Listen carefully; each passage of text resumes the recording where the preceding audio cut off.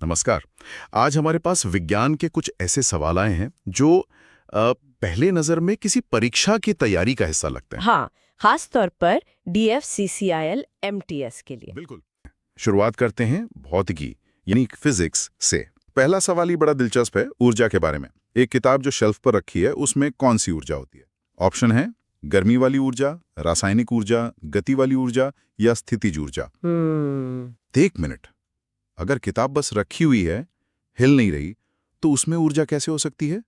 मुझे तो लगता था कि ऊर्जा सिर्फ मतलब चलती हुई चीजों में होती है। ये एक बहुत ही आम कंफ्यूजन है और यही इस सवाल की खूबी है। इसका सही जवाब है स्थितिज ऊर्जा या पोटेंशियल एनर्जी। स्थितिज ऊर्जा। हाँ, इसे आप छुपी हुई या सोती हुई ऊर्जा की तरह समझ सकती हैं। जब किताब शेल्फ पर है तो गुरुत्वाकर्षण उसे नीचे खींच रहा है, लेकिन शेल्फ उसे रोके हुए है। ओके। तो इस खिंचाव के खिलाफ अपनी पोजीशन बनाए रखने में जो ऊर्जा उसमें जमा हो रही है, वही है स्थितिज ऊर्जा। अच्छा, तो जैसे ही मैं शेल्फ हटा दूंगा, ये सोती भी ऊर्जा जाग जाएगी। एकदम सही कहा। जैसे ही किताब गिरना शुरू करेगी, उसकी स्थितिज ऊर्जा गतिज ऊर्जा यानी काइनेटिक एनर्जी में बदलने लगेगी। ये सवाल ऊर्जा के दो सबसे बुनियादी रूपों, जमा हुई ऊर्जा और गति की ऊर्जा के बीच के रिश्ते को बहुत खूबसूरती से परखता है। वाह। अब अगला सवाल देखते ही मेरे जैसे लोगों के पसीने छूट जाते हैं, क्योंकि इसमें गणित आ गया है। हाँ हाँ। सवाल है, एक 2 किलो की चीज पर एक फोर्स 5 सेकंड के लिए लगता है, जिससे उसकी स्पीड 5 मीटर पर सेकंड से बढ़कर 15 मीटर पर सेकंड हो जाती है। वो फोर्स कितना है? चलिए इसे तोड़कर समझते हैं ताकि ये उतना डरावना न लगे। हमें न्यूटन का दूसरा नियम इस्तेमाल करना है। F = ma, यानी बल = द्रव्यमान × त्वरण। ठीक है। हमारे पास द्रव्यमान यानी मास तो है 2 किलो, लेकिन त्वरण एक्सीलरेशन नहीं है। तो पहला काम है त्वरण निकालना। ओके, त्वरण का मतलब है स्पीड में बदलाव की दर। तो स्पीड 5 से 15 हो गई, यानी 10 मीटर पर सेकंड का बदलाव आया, और ये 5 सेकंड में हुआ। तो 10 को 5 से भाग देंगे। बिल्कुल। तो त्वरण हुआ 2 मीटर प्रति सेकंड स्क्वायर, ms²। हाँ, अब ये बहुत आसान हो गया। बल बराबर 2 किलोग्राम × 2 m², यानी 4 न्यूटन। अच्छा। देखिए, ये सवाल सीधे सीधे फॉर्मूला नहीं पूछ रहा। ये देख रहा है कि क्या आप एक जानकारी से दूसरी जानकारी निकालकर उसे सही जगह इस्तेमाल कर सकते हैं या नहीं। अब ऑप्टिक्स से जुड़ा एक सवाल। अगर कोई लेंस किसी चीज की 3 गुना बड़ी और उल्टी इमेज बनाता है, तो उसका आवर्धन मैग्निफिकेशन क्या होगा? ऑप्शन है +3, -3, +13 और -13। अब 3 गुना बड़ा मतलब 3 तो होगा, पर ये प्लस और माइनस का क्या चक्कर है? और यहीं पर ज्यादातर लोग गलती करते हैं। भौतिकी में ये प्लस और माइनस के निशान सिर्फ गणित नहीं है, ये एक कहानी बताते हैं। कहानी बताते। हाँ, 3 गुना बड़ा का मतलब है कि आवर्धन का मान 3 है। लेकिन यहाँ एक और शब्द है, उल्टा। भौतिकी में जब भी इमेज उल्टी बनती है तो आवर्धन को नेगेटिव यानी नकारात्मक माना जाता है। अच्छा, तो सीधी इमेज के लिए प्लस और उल्टी के लिए माइनस। इसका मतलब जवाब हुआ -3। ये तो सच में ध्यान देने वाली बात है। एक छोटा सा शब्द पूरा मतलब बदल देता है। बिल्कुल। भौतिकी में हर शब्द कीमती होता है। अगला सवाल बिजली से जुड़ा है। एक धातु के तार के लिए वोल्टेज करंट मतलब VI ग्राफ कैसा दिखता है? ये ओम के नियम का एक सीधा सवाल है, जो हमारे चारों तरफ की टेक्नोलॉजी की बुनियाद है, आपके फोन चार्जर से लेकर पावर ग्रिड तक। अच्छा। ओम का नियम कहता है कि एक धातु के तार में वोल्टेज और करंट के बीच एक सीधा रिश्ता होता है। आप वोल्टेज बढ़ाएंगे तो उसी अनुपात में करंट भी बढ़ेगा। तो इसका मतलब ग्राफ एक सीधी रेखा होगी? हाँ, मूल बिंदु यानी 0 से शुरू होने वाली एक सीधी रेखा। ये दिखाता है कि तार का प्रतिरोध रेजिस्टेंस स्थिर है।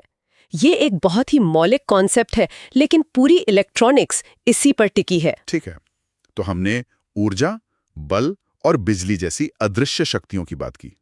अब कुछ ऐसा देखते हैं जिसे हम देख सकते हैं, प्रकाश। तापन। हाँ, इसे ऐसे समझिए कि प्रकाश की किरण जब हवा से कांच में जाती है तो वो थोड़ी मुड़ जाती है क्योंकि माध्यम बदल गया।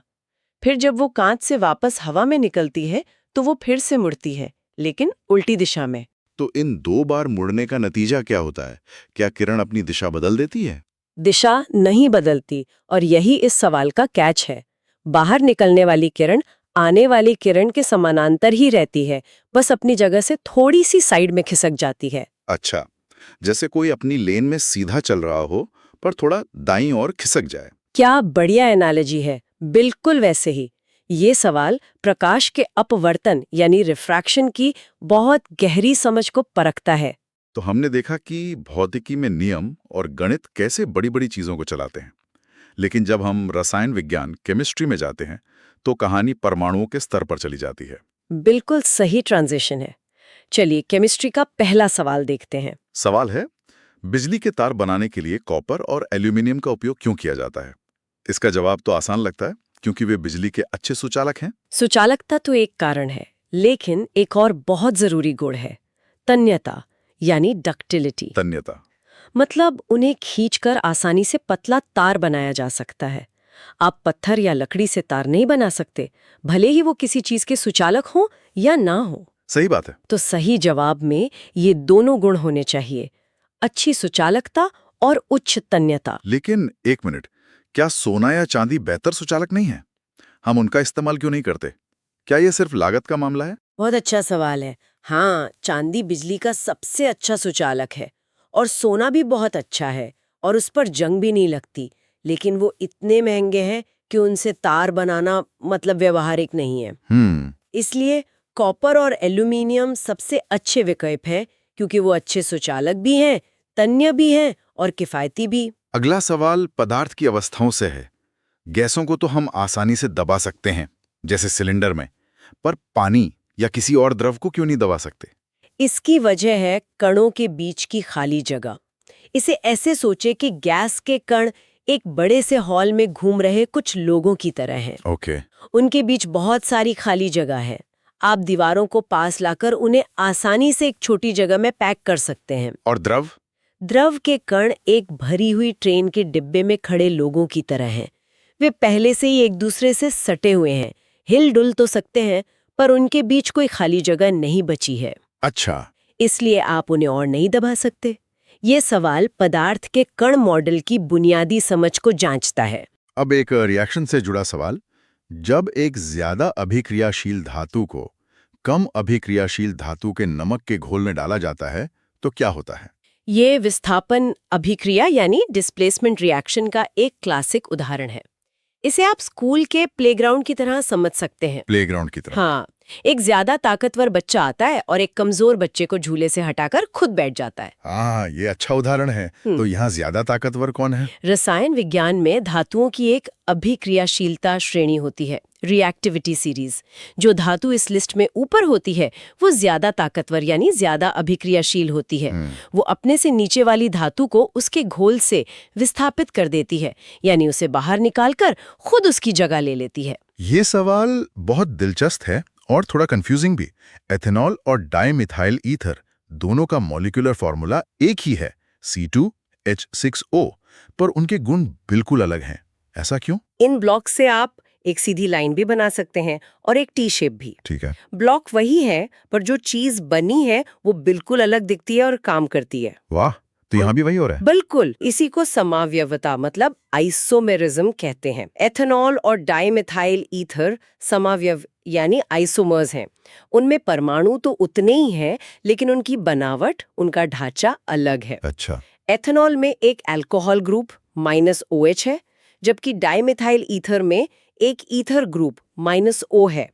इसी बनावट के फर्क की वजह से एक पीने वाली शराब है तो दूसरा एक गैस। केमिस्ट्री का आखिरी सवाल फिर से थोड़ी सी गणना वाला है। अगर 10 ग्राम नमक को 90 ग्राम पानी में घोला जाए तो नमक का द्रव्यमान प्रतिशत क्या होगा? ये एक सरल प्रतिशत गणना है, लेकिन इसमें एक छोटा सा जाल है। जाल? हाँ, फॉर्मूला है विलय का द्रव्यमान बटे विलयन का कुल द्रव्यमान गुणा 100। यहाँ विलय यानी सॉल्यूट नमक है और विलायक यानी सॉल्वेंट पानी है। तो 10 ग्राम को 90 ग्राम से भाग देंगे। नहीं, रुकिए, विलयन यानी सॉल्यूशन तो दोनों को मिलाकर बनेगा, है ना? पकड़ लिया आपने, यही वो जाल है। अक्सर लोग जल्दबाजी में सिर्फ विलायक यानी 90 ग्राम का द्रव्यमान ले लेते हैं, लेकिन हमें विलयन का कुल द्रव्यमान लेना है, जो है 10 ग्राम नमक प्लस 90 ग्राम पानी बराबर 100 ग्राम। तो गणना होगी 10/100 गुणा 100, जो हुआ 10%। चलिए जीव विज्ञान और पर्यावरण की दुनिया में चलते हैं। पहला सवाल, परागण मतलब पॉलिनेशन क्या है? आसान शब्दों में ये पौधों का डेटिंग ऐप है। ये वो प्रक्रिया है जिससे परागकण यानी पोलन, जो फूल का नर हिस्सा बनाता है, फूल के मादा हिस्से तक पहुंचते हैं। ये हवा, पानी या कीड़ों और पक्षियों के जरिए होता है। इसके बिना पौधों में प्रजनन नहीं हो सकता। और फल बीज नहीं बन सकते। बिल्कुल। मानव शरीर के बारे में एक सवाल, हमारे खून में प्लेटलेट्स की क्या भूमिका है? प्लेटलेट्स हमारे शरीर के इमरजेंसी फर्स्ट रिस्पॉन्डर्स हैं। जब भी हमें कोई चोट लगती है और खून बहना शुरू होता है, तो सबसे पहले प्लेटलेट्स ही उस जगह पर पहुंचकर इकट्ठा होते हैं और एक अस्थायी प्लग बना देते हैं। जैसे कहीं पाइप लीक होने पर हम उंगली से उसे बंद कर देते हैं, जब तक कि कोई स्थायी समाधान ना हो जाए। क्या बेहतरीन एनालॉजी है। प्लेटलेट्स वही पहली उंगली हैं। वे खून का थक्का, ब्लड क्लॉटिंग बनाने की प्रक्रिया शुरू करते हैं ताकि ज्यादा खून न बहे। ओके। खून के बाकी हिस्से जैसे लाल रक्त कोशिकाएं ऑक्सीजन पहुंचाती हैं और प्लाज्मा पोषक तत्व। अगला सवाल पारिस्थितिकी से है। खाद्य जाल, फूड वेब क्या होता है? यह खाद्य श्रृंखल से कैसे अलग होता है? एक खाद्य श्रृंखला बहुत सीधी होती है। घास को टिड्डे ने खाया, टिड्डे को मेंढक ने और मेंढक को सांप ने। एक सीधी लाइन। लेकिन असल दुनिया इतनी सीधी नहीं है। सही बात है। सांप सिर्फ मेंढक नहीं खाता, वो चूहे भी खा सकता है। और मेंढक सिर्फ टिड्डे नहीं, दूसरे कीड़े भी खाता है। बिल्कुल। और खाद्य जाल इसी जटिल सच्चाई को दिखाता है। ये कई खाद्य श्रृंखलाओं का एक मकड़ जाल है। ये हमें किसी भी इकोसिस्टम में ऊर्जा के प्रवाह की ज्यादा असली तस्वीर देता है। कृषि से जुड़े दो सवाल हैं। पहला, फसल चक्र क्रॉप रोटेशन का मुख्य उद्देश्य क्या है? इसका मुख्य उद्देश्य है मिट्टी की सेहत बनाए रखना। जब आप एक ही खेत में साल दर साल एक ही फसल उगाते हैं, तो वो फसल मिट्टी से कुछ खास तरह के पोषक तत्व चूस लेती है, जिससे मिट्टी बंजर होने लगती है। हाँ, फसल चक्र में आप अलग अलग फसलें उगाते हैं, जिससे मिट्टी को अपने पोषक तत्व वापस पाने का मौका मिल जाता है। ये सिर्फ खेती का एक आधुनिक तरीका नहीं है ना? बिल्कुल नहीं। ये मानव सभ्यता के सबसे पुराने और महत्वपूर्ण इनोवेशन में से एक है। मध्य युग में यूरोप में 3 फील्ड सिस्टम ने कृषि में क्रांति ला दी थी। अच्छा। हाँ, जहाँ खेतों को 3 हिस्सों में बांटकर अलग अलग फसलें उगाई जाती थीं और एक हिस्से को खाली छोड़ा जाता था। इससे पैदावार बढ़ी, आबादी बढ़ी और शहरों का विकास हुआ। तो ये सवाल असल में उस सिद्धांत को परख रहा है जिसने इतिहास को आकार दिया है। और आखिरी सवाल, फसलों की उपज सुधारने की एक प्रमुख रणनीति क्या है? आधुनिक कृषि के संदर्भ में उच्च उपज देने वाली किस्म के बीजों, मतलब हाई यील्डिंग वैरायटी सीड्स का उपयोग करना शायद सबसे प्रभावी रणनीति रही है। ये वो बीज हैं जिन्हें वैज्ञानिक तरीके से बेहतर बनाने के लिए चुना या संशोधित किया जाता है, ताकि वे ज्यादा फसल दें, बीमारियों से लड़ सकें और कम पानी में भी उग सकें। इन्हीं बीजों ने 1960 के दशक में हरित क्रांति को संभव बनाया था। तो इन सभी सवालों को देखने के बाद एक बात तो साफ है, ये सिर्फ तथ्य रटने के टेस्ट नहीं है। ये असल में कॉन्सेप्ट्स के छोटे छोटे पजल हैं। एकदम सही। ये परखते हैं कि आप विज्ञान के सिद्धांतों को कितनी गहराई से समझते हैं और उन्हें लागू कर सकते हैं। और जो लोग पढ़ाते हैं, उनके लिए ये एक बेहतरीन केस स्टडी है कि अच्छे सवाल कैसे बनाए जाएं।